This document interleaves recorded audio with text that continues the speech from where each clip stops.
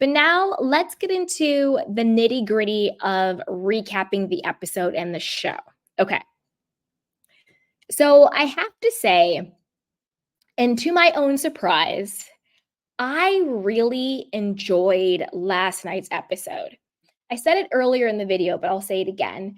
I feel like in this episode, all of the women, except for Heather, unfortunately, because she's still up Tamara's butt, but all of the women really came into their own.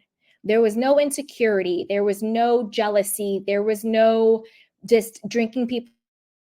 It feels like everybody's mask just and walls just sort of fell down. What I mean by that is I actually really started to like Katie because the entire season I thought Katie was really flat and really boring. Now, where Katie goes wrong is her obsession with Heather Dubrow. Like, Katie, you got to let the stuff go. Heather pays you dust. You came on the show super hot, going after Heather when Heather doesn't even know your name or who you are. Why are you this pressed to go after Heather? Other than that, this episode, I liked her. I liked her alliance with Jenn. That was a vibe. And I liked Katie, Jenn, Shannon, and Gina. I thought the four of them were super, super fun together.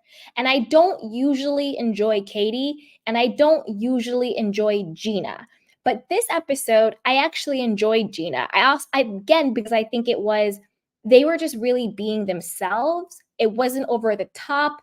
It wasn't overly produced. It wasn't overly making up things because of their own insecurities. You know, they had Heather's back, which Gina and Emily usually don't. They usually take any moment to throw Heather under the bus because they're so intimidated by her and her money. But they didn't do that. So that was super refreshing. I love that Gina stuck up for Shannon against Tamra. That was super refreshing. It was like a united front. And I loved how Jenn said, which I said the other episode, why does Shannon keep leaving her own, birthday party trip? If anybody should leave, it should be Tamara. She's the one should get up off the table and like head back to the States. And I love how Jenn said that. I love how Jenn found her voice. I really enjoyed her. That scene was so powerful when she walked in and was like, I know what you did in the background check and you don't have a soul and blah, blah, blah, blah, blah. And like, we're not good. And she just like gave it to her because that's what happened when you give a narcissist something that they don't expect. Again, I'm not a doctor. I don't diagnose. But in my opinion, I think Tamara has a lot of similarities to a narcissistic personality disorder. But when you give them something that they don't expect, like Tamara thought that Jenn was going to fold, that she was going to cower, that she was going to, shut up and take it the way she has been for the last year and a half. But when she spoke up and when she pushed back and when she did not cave on multiple occasions at the dinner, she kept going for Tamara's neck. At the brunch, she kept going for Tamara's neck. Like she did not let up. Tamara was shook. Because that's what happens to narcissists and bullies. When you stand up to a bully, they cower and they quiver and they run away because at the end of the day, bullies are just cowards. And when you speak truth to that, light to that, and you push back, they have no choice but to fall back. So that was a very powerful moment. I loved that. Now, when we talk about the Katie, Emily, Heather of it all. So of course, Tamra was the one to bring to the show because, like I said before, she's the one who brings all of the mess to the actual show and cameras. That allegedly Emily's two boys had said to Kylie, who is Katie's 19-year-old daughter, oh, mommy and daddy or mommy doesn't like Heather because Heather yells at mommy and she's really bossy or whatever. Okay, let me tell you what I think really happened, and I want to know what you guys think as well. But before I do that, just to preface the conversation, I think bringing in 8-year-old children into any adult conversation, particularly on camera, is trash. And how giddy and excited Katie was, and her daughter to me was weird, like weird as hell, because she was all excited too. Like, Kylie, like, why are you mad at Heather? Like, I'm confused. Like, I don't get the Katie Heather thing. Like, I don't know why she hates her so much. It's really bizarre to me. And I don't know why your 19-year-old daughter hates her too. Like, this is also really kind of psycho when you don't even know the woman. But they were too giddy to tell that story. And also, no matter how you slice it, whether Emily's sons actually said that, which I actually don't think they did. I believe Emily. I don't think her boys would care or say that. But even if they did, the problem is that Kylie, who is a 19-year-old woman, teenager, whatever you want to call it, she's 19 years old, but she's in charge of these children, would bring up two children. What do you think about your mommy's or your mother's, whatever she said, friends who are adults is highly inappropriate, kind of like just weird, doesn't make any sense, and is kind of not I'm not going to say grooming because that's a way too strong of a word with way too many different connotations, but planting almost. Because I would never go to an 8-year-old for like the tea or for gossip or for intel or for dirt on adults that my parents are hanging out with. If I'm 19 years old and babysitting, I'm like shopping online. I'm hanging out with the kids. I'm inviting my boyfriend over. We're going to order some pizza. We're hanging out by the pool. We are talking about TikTok. We are literally talking and doing everything else but quizzing 8-year-old boys about what their parents talk about other adults. So no matter how you slice it, Kylie is weird as hell and is wrong for that. And I blame Katie. Because number one, Katie, clearly you've been talking about Heather to your 19-year-old daughter, which is okay because, she's 19, she is on the show, and all of the mothers, vent to their children about what's going on the show when the children, ideally are appropriate ages, not always, but ideally, right? So no matter how you slice it, that's weird as hell. What I think happened is I do think Kylie was asking the boys about it. The boys probably were like, "What are you talking about? Can we go play like video games or basketball or something?" And she probably was just like, "Yeah, like my mom thinks Heather is this." And the boys are probably like, "Oh, yeah, whatever." Like 8-year-old boys are not going to sit around with Kylie and be like, "Yeah, girl, what's the tea?" Like, what? Psycho, weird as hell. And like Kylie was like too excited and Katie was like too giddy. Any way you slice it, it was wrong and it was weird and just really freaking gross. And Katie, my note to you is this: I actually liked you a lot this episode. You seem to have a personality. You had a good point of view. I love the vibe that you had with Gina and Shannon and Jenn, but let the Heather thing go. It's a fight you're not going to win. And I'm confused as to why you're even in the battle. Like, Heather doesn't even know who you are. Like, you're literally fighting with yourself. Like, girl, stop. That's kind of where I landed there. Now, let's talk about. Okay, let's talk about Shannon. All right, Shannon. Love her. Love, love, love. I really don't have any notes for Shannon. I feel like Shannon's having a great season because she's being very vulnerable. She's being very honest and she's just really putting it all out there. And I love that she stood up to Tamra and it's like, I am not taking this. However, she has to stop leaving. Like, you don't leave. You kick them out. Stop leaving. Like, that's my only note. Like, stop leaving. When it comes to, do I think that she was trying to create a narrative when she went to Heather about and showing her like the bloody photo and the picture and the timeline of the accident in John Jansen? Yeah, but also, duh, that's what they all do. Heather, you staged an entire Disneyland paparazzi photo op. Isn't that trying to control a narrative? When there was a rumor that your husband was cheating on you, isn't that trying to control a narrative? Like, that's what you all do. Like, you guys sit around and you say, let's talk about this, let's talk about that, let's bring this up, blah, blah, blah, blah, blah. Like, literally, that's what you guys all do. Like, Heather, wake up. And this was also the thing. You could tell that everything Heather was saying was everything that Tamara told her. Like, well, I had already told Tamara, so I didn't think it was a big deal. And Tamara told me, and Tamara said, like, Heather, I want to like shake Heather and be like, what happened? Like, why are you so far up Tamara's butt that you like can't see what is in your face?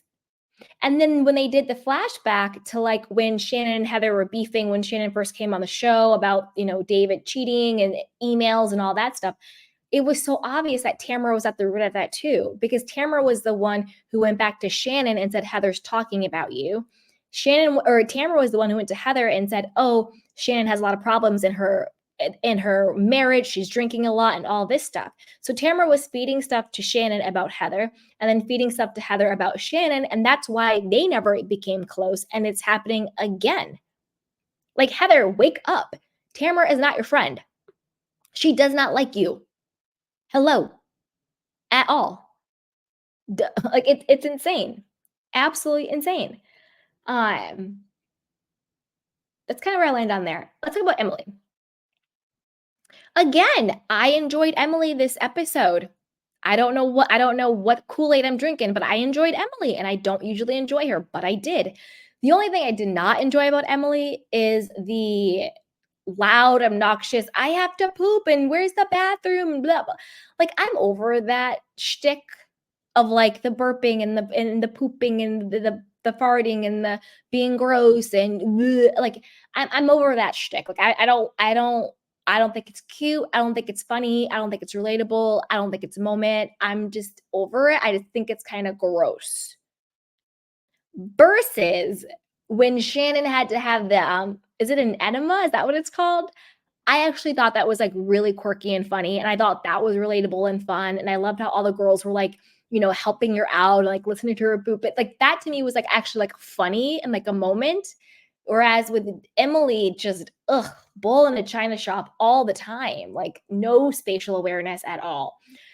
But other than that, I actually did enjoy her. And I will tell you again, a reason why I enjoyed her, because she was being vulnerable and open when she was talking about the whole, Katie and her sons and Heather, situation.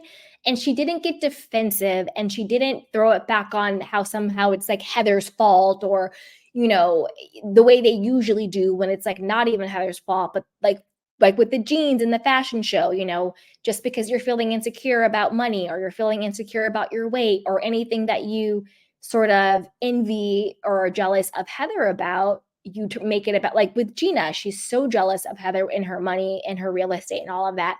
So anytime Heather breathes, she's like, why are you looking down on me? Why can't you let me be human? I don't know how to be a friend to you. And it's just like, no, Gina, you're just triggered around money issues. And so when you see Heather, you're triggered. That's not Heather's fault.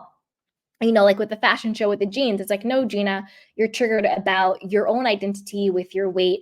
And you see Heather, who is really thin, and it's a fashion show, and you're blaming that on Heather, and Heather had nothing to do with it. But that did not happen this episode. And that's why it was so light and so refreshing, because the women were able to have tough conversations, but without the defensiveness, without the projection, without the blaming that makes it heavy in a different way. And that makes it dark in a different way. And that makes it not enjoyable to watch. So I actually enjoyed Emily this season or episode. I enjoyed Katie. I enjoyed Gina, which is surprising. I thought they were all a vibe. And they were all sort of like on the same page, which was also really cool. What else? Who else is there? So we talked about, okay, Tamra. Oh God, Tamra. I do think that Tamra's going through stuff. I think her marriage is on the rocks. We gave the 7 signs of why I think they're headed for divorce. I think their finances maybe aren't as tight as she pretends they are. I think that she's just not in a good place. However, she's always been nasty and mean and vindictive and a liar and messy. That goes beyond being a villain to the point where she's a terror. And that's the thing. Those are 2 different things. You can be the villain of the show, but the problem is when you cross certain lines, you become a terror of the show. There's always good villains. We love a villain. You have to have a villain character because, even though it's a reality show, it's still storytelling. Any television show, anything like this, it's a story that you're telling. That's why they're called storylines. It's a story. That's why people are saying, oh, you're trying to create a narrative because it's a story. And like all stories, you need particular archetypes. And one of those is a villain. But there's a difference between a villain and a terror. Lisa Rinna, a terror. Erica Jane, a villain. I mean, even though with the fraud stuff, but I would say Erica Jane is a villain, but Lisa Rinna was a terror. Even with the OC right now, I would kind of say Heather Dubrow is kind of a villain. Tamra Judge, a terror, So when you cross those lines, and like, for example, Real Housewives in New York, there's no terror on that show, but there's a villain. Her name is Brynn. So there is a difference, And I think that with Tamra, I'm like her. I lack empathy because I can't have empathy for this woman because she deliberately causes havoc. And you see on her face that she enjoys it. She enjoys it. It's crazy. It's crazy. So let's see. Who else? What else? We talked about Tamara, who's a hot mess. We talked about Shannon. We talked about Jenn. I love that Jenn is finding her voice. With that being said, one thing about two things. Okay. Or one thing, or two things about one thing. Two things about one thing. Okay, so the one thing is I'm happy Jenn is with Ryan. That's the one thing. But the two things about it is this. The first is I agree with Emily that I actually like Ryan and I respect him for stepping up and taking care of her children that are not his. Unfortunately, and people shouldn't get a medal for taking care of their own children. So I'm not giving medals out for what people just should naturally do. But unfortunately, there are a lot of people out there, men and women included, who abandon their children and don't even take care of their own biological kids, which is dead wrong.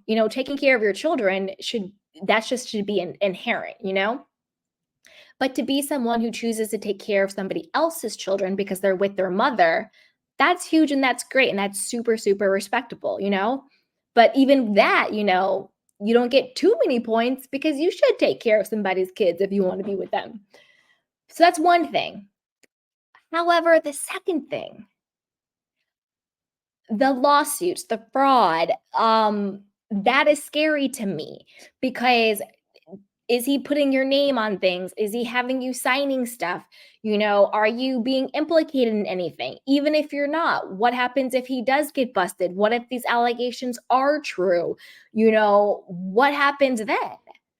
When you're with a man and you're living in his home with your children, she's making money. She's making at least six figures on the show because that came out in the court document. So she's definitely making in the six figures on the show.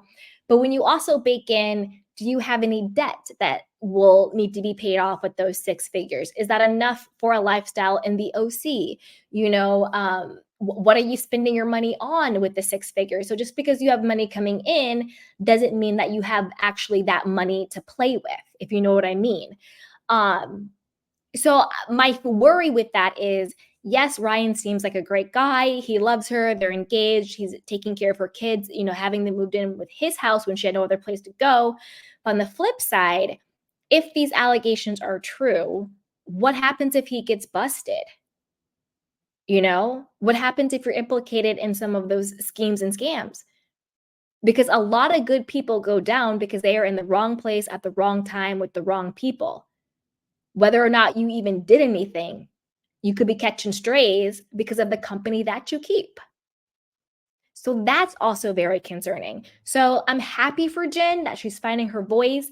She's stepping into it. She's with Ryan. They love each other. She has a place for her children. She's now getting income from the show. But I'm also worried about that component of it as well, because what happens if this is true and what happens if he goes down? So there's a little bit of that, right?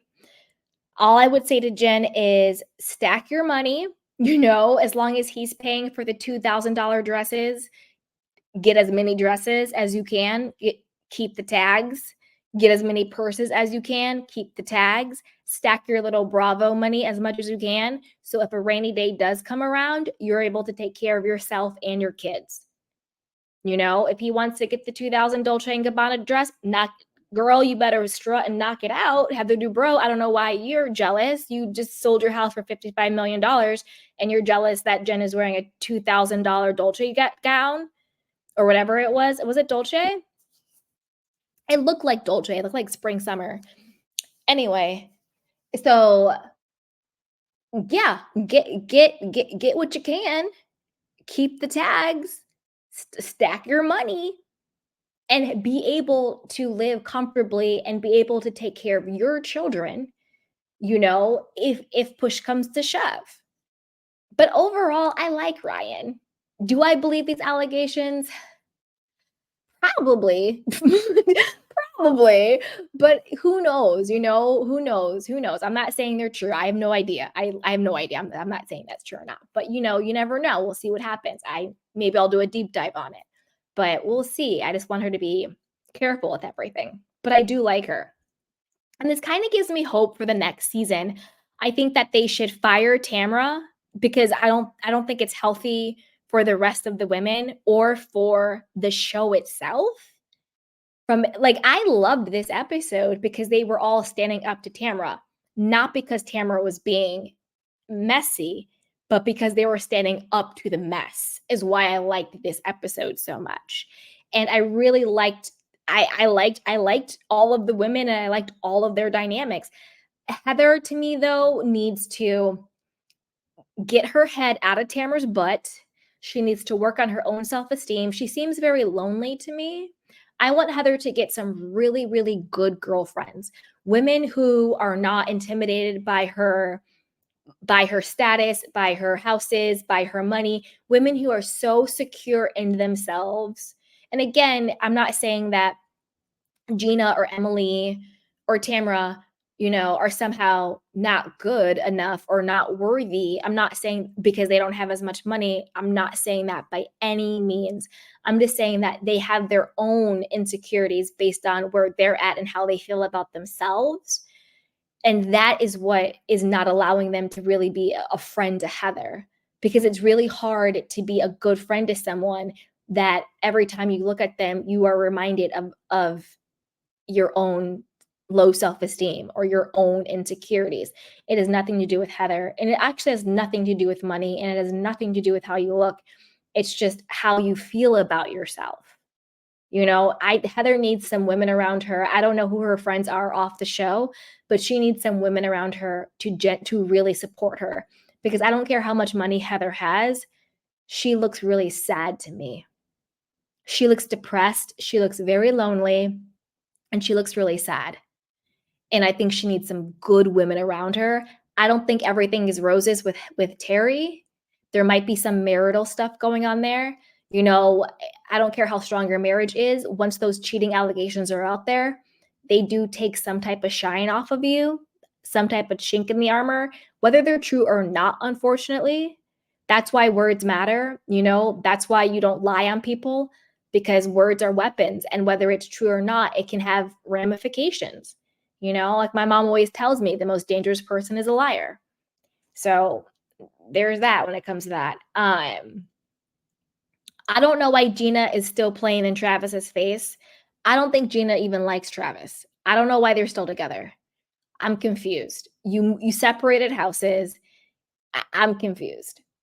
I don't get it. I don't get it. Anyway, but I also love how Gina did not take the bait when Tamara was like, oh, by the way, Shannon wanted to do a deep dive on, whether or not you push Travis down the stairs. I'm really happy she didn't take the bait and just go fully nuclear on Shannon and just drink the Tamara Kool-Aid. Again, that's why it was refreshing and fun. Oh, another thing I wanted to say. Another key difference when it comes to Tamara and Shannon with the whole Ryan background check situation. Tamara is such a weirdo and such a liar, and she tells on herself, but she's, like, not that smart. She thinks she's really doing something, but while she's trying to take Shannon down, she actually exposes that she's a liar. Did you catch that when she was talking to Heather, she was like, "Oh, yeah, well, Shannon knew about the whole Ryan thing, some lawsuit about timeshares in a different country and how they were like selling, they were collecting the HOA checks, but nothing was actually being built. And so there was like this big lawsuit. And Shannon was like, oh my gosh, Leslie Bedore's ex-husband is implicated in that. Can we get all the information? The reason why that is so important is because that is why Shannon wanted Tamra and her private detective person, whoever the hell, to do a deeper dive into that case, was because Leslie Bedore is David Bedore's, her ex-husband, estranged wife now. I mean, at the time they're married, that woman has done restraining orders against David, DV cases against him. I don't know what's going on over there. That's just a hot mess over there. But she's Leslie Bedore now. She's Shannon's ex-husband's wife. She was the woman who was sleeping with Shannon's husband. She was the side chick. She was the mistress. They got divorced. He knocked her up and they got married. That was why Shannon was saying, I want more information on this. Shannon does not care about Jenn and Ryan. Not in a negative way, but in like a, why the hell would Shannon give two F's about what's going on with Jenn and Ryan? Shannon doesn't care. Shannon barely talks to Jenn. I think they've said 3 words to each other the entire 2 years Jenn has been on the show. So why in the world would Shannon care about what is going on with Ryan? Now, does Shannon care about what's going on with Gina and Travis? 1,000%. But that's because Shannon and Gina were beefing. They had an on again, off again friendship. Gina would go after Shannon. Shannon would go after Gina. They have a long standing of on again, off again friends.